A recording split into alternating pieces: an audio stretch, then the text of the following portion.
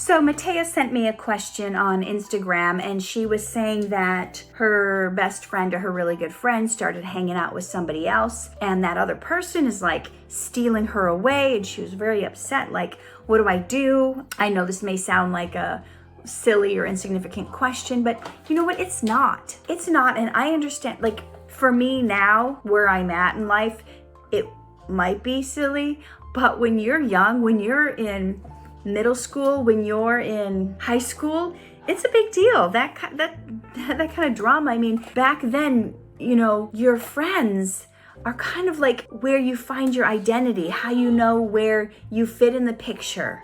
You know, so I understand how important this can be. And what I would say, a few things I would say, but worrying about somebody stealing your friend away, number one, there's nothing you can do about it. Number two, if the friend is a really good friend, they would be able to be still friends with you and friends with somebody else. Like, you can have more than one friend, right? But if the person that's stealing the friend away is successful, then your friend wasn't that great of a friend to begin with, right? So a friend can't be stolen unless they allow themselves to be stolen. Now, granted, there could be times where the friend trying to do the stealing could be making up lies and bad-mouthing you. But again, it comes back to, if your friend is a really good friend, they either wouldn't believe those lies or they would come ask you about it.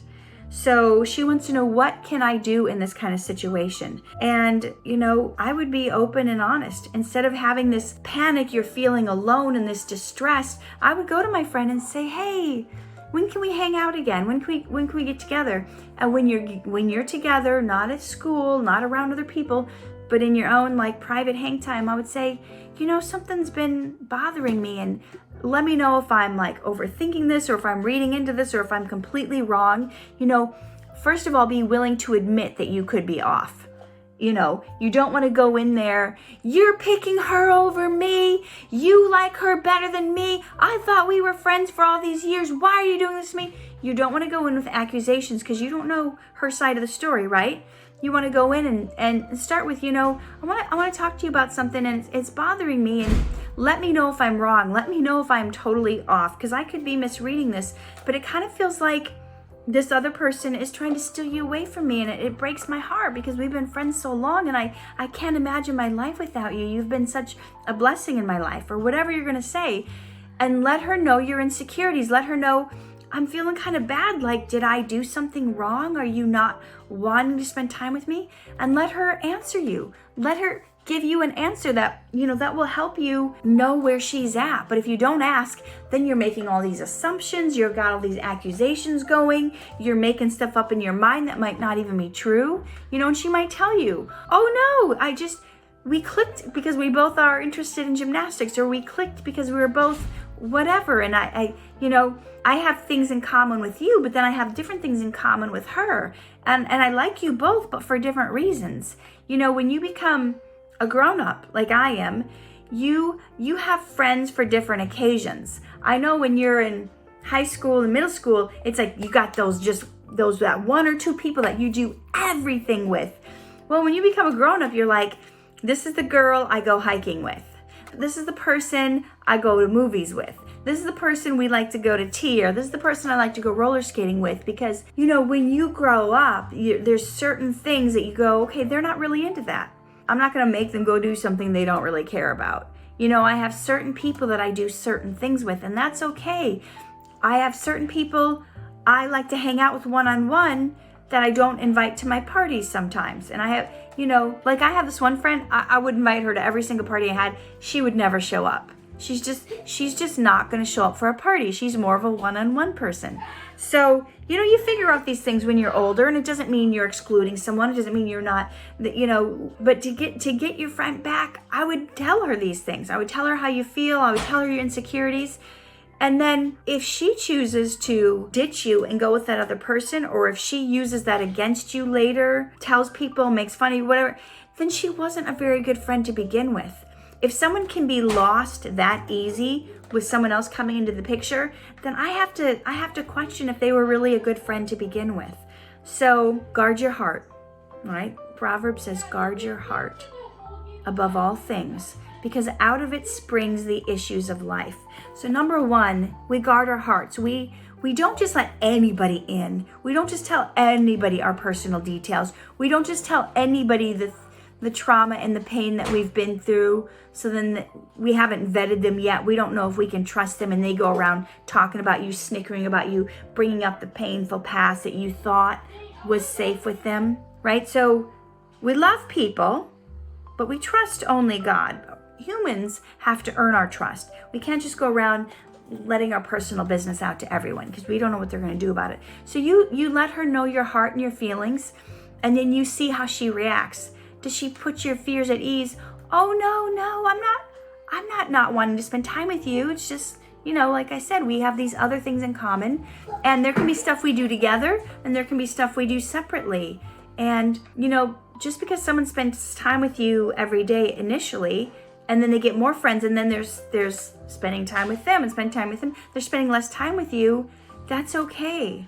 It doesn't mean anything bad about you. There's things that maybe you need to work on with yourself. There's maybe other friends that you need to bring into your life that will enrich you as well, that will make you feel better as well. And we can't be so covetous with our friends, like they're only for me, I don't want to share them. I understand someone can be special to you. And I had a best friend, I think I talked about this one other time. I had a best friend in grade school, and we used to play on the playground every day at recess. And then a new girl moved to our town, and I was toast. I was cast aside.